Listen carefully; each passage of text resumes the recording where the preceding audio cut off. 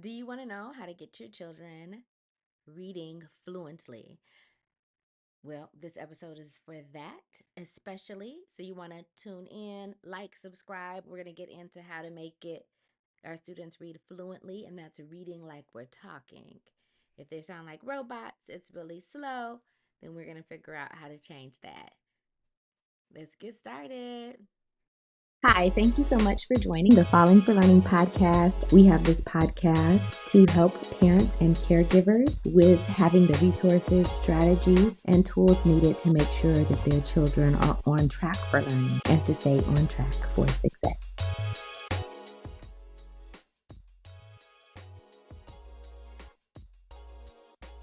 We're going to go ahead and get started. So let me just tell you, I have had an accident in July and I have had back problems since then. Been going to the physical therapy. I'm sitting down today because I am having a little setback today. So, anyway, we're going to get started. So, here we go. We're going to be talking about word families today. So, word families is a way to help our kids become more fluent. Word families have to do with recognizing the patterns in words so that they can not just read one word, but read dozens of words with similar patterns. So today we're going to first look at some id words with the ID at the end. Now, these are very simple three-letter words with the CVC pattern. By CVC, we mean we mean consonant, vowel, and consonant. Okay? And here we go with consonant, vowel, and consonant. The rule for that is again, this middle vowel is always going to be the short vowel sound. Okay, so that's what we know about the rules for sounding out words with the CVC pattern. Now, to make it a little bit more challenging, you might add another consonant to the end. For example, with vids. So obviously, we know that they may not know a word like video, but vid is short for video. So you could use that word and then you could put an S at the end. And some people speak that way anyway, as we know. Again, lids. So we have our consonant, we have our vowel, we have our consonant, we have another consonant. The rule is the same. It's a short I sound, I. Okay? And in that same vein, we have the IDE words, which would be I'd at the end. Now, here is a vowel consonant E. So here is like a magic E. This magic E, meaning it's silent and it makes that vowel sound say its name. So instead of I, the short I sound, it says I. So it is saying I'd. So we have B, I'd, and the E is silent. You don't hear it. But if you don't have the E there, then you're back to saying bid. So this is what we mean about helping the kids understand the rules for sounding out words. And then the word families help them to recognize these same patterns and get away from sounding out every letter. B, id, v, id, vid, d, id. Instead of that, they can see, oh, all these words have the id sound in it. All I am doing now is b, id. They have that first sound and they're putting the id with it, v, id. Bid, vid, did, vids, hid. Did I skip it? Did, vids, hid, lids, kid, slid, lid, rid, sid. So I have a capital S here because we're going to call the character in the little passage we're reading Sid. Now remember, you don't want your kid just reading list and list of words without reading passages. They need to read connected text. So if we're reading id words, we should have a passage with id words in it. If we have an I'd list that we're reading, we should have a passage with I'd words in it. So let's go through these I'd words: bide, hide, ride, side. Again, The same thing. You are understanding that the IDE says I'd. You're understanding the rule of the silent E, making the I say its name. I, b, I'd, bide. And you don't have to sound this out. Now, yes, the kids will begin with sounding out all of these words, right? But with repeated readings and repeatedly showing them different word families, they'll begin to see these rules and understand the patterns and internalize the rules for how to sound out words and transfer that information to new words that they're reading. So, this is very key. They are transferring the knowledge of how to sound out one word to another. So even as we practice in other videos, not all of them are going to have the id, but they'll start recognizing it. Even if it's a ed or if it's that consonant, vowel, consonant, they'll start to get it. Okay. I added as well the CCVC, which is the consonant, consonant, vowel, consonant. That's where you have a blend or a digraph or something in front of it. We talked about digraphs in another video, but here we're talking about the blend.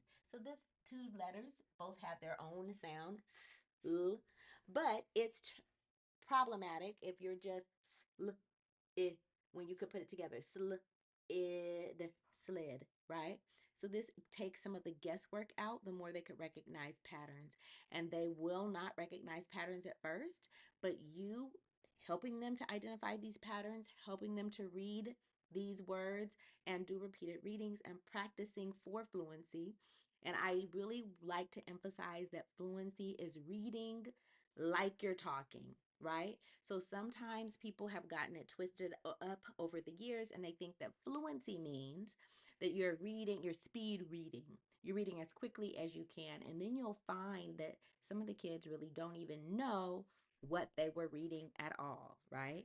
Like, what were you reading? And the purpose for reading, of course, is that you are reading so you could understand. And as they get older, it's not just reading for understanding, it's reading to learn. They learn about science, math, social studies, histories, whatever they're learning, they're often told to read something about that. So they are reading to learn as they get older. In the early grades, if the student is progressing in the way that they're supposed to, they are learning to read from K, pre-K through 3, and then we go into the transition of reading to learn. You're really using reading as a tool or a method for learning content information. Okay, so let's get back to it. We went through our CVC word, CVCC, when you maybe add an S at the end. We have two vowels, right? Again, same thing here. We have a couple of words that we've added, a couple of word parts, such as a blend, the BR, the GL, and the SL. So when you have added these to the words, then you are making it more complicated and helping to expand the amount of words that they're able to read. Okay, I've left the sight words blank here because what I'm using is ChatGPT to create a reading passage using these words. I just plugged in these words and had ChatGPT do that. I have also used Project Read AI, and that link is here as well. Um, so that you can see, I'm going to put the link in the show notes so that you can see that's a resource for using, decodable passages. Again, decodable passages are passages that are predictable because they're really based, closely linked to the words that they've already worked on. So, of course, that is a tool you use for early readers. But of course, as they learn to read, again, teaching them the rules, focusing on patterns so that eventually any book that's put before them, they're able to sound out the words, read the words, and not just read them, but also comprehend and know what they're reading. And with that, we are going to take a short break so that you could see more information about the books that I offer as the kids are going to be learning writing. The Rewrite Method and the Rewrite Method Workbook are your go-to resource for helping kids to learn to fall in love with writing. It has the tips, tools, resources, strategies, and skill building activities to help kids fall out of writing hate and into loving to write. Get your book set today.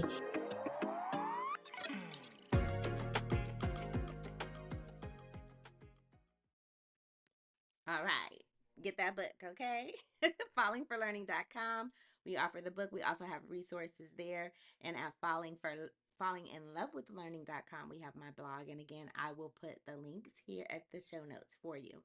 Okay, so let's get into our passage that we have based on this that we have created. And again, I just went down the alphabet. You see, it's alphabetical basically because that's how I did it with this. So I'm giving you a resource for just the reasons why you built these in. And of course, you could use, there's various tools and curriculum out there, but I would just want you to know the reason why this is set up the way it is. And of course, that could help you to really adapt things for your child if you're at home reading with them, which you should be. We all should be reading with our kids, right? Even if they're older kids, you could still read articles and all of that. So let's get to the video. I mean, to the video. We're in the video. Let's get to the passage. Okay. And I don't think you can see this very much. I'm going to slide it over a little bit so you can see a little better. Okay, good. All right, so here we go. Sid on the slide. Sid did not bide. He slid on the slide. A kid with a hat slid on the wide slide. It was too hot to glide, so the ride. And then I just crossed this out. I was gonna make it his backside, right? I just like to make it funny a little bit. Hurt his backside. So these are some sight words we added to it. This had side in it. That's why I decided to use it. Um, Again, when you are doing this with kids, because it is a predictable, connected text, right? It has words that they already read. You give them the first read. You do not read it for them like I've just done for you. I'm just showing you, right? But you have the kids read it first. They should be able and give them patience, give them grace, help them sound out the words, let them know they can sound out the words because of course they've read these words earlier. So sounding out these words is not a big problem. And so you need to make sure that you give them the confidence and the experience of reading a text independently first. If you just read it for them, it's easy for them to kind of copy you or whatever. You want to know what they know and what they're retaining. And the more they do this, the more confident they'll be, and that'll help them along the path of becoming independent readers. Very important. What I'm going to do now is underline the sight words for them. Now, because I've used long vowels and consonant, vowel, consonant, like the three-letter word, we're going to assume that the kid can read other three-letter words, such as with and we'll point them out, but I will be just doing sight words. Again, sight words, and different people call them different things. It doesn't matter that much. The reality is, if you are a proficient reader, an adult level reader, you have lots of words that you know by sight.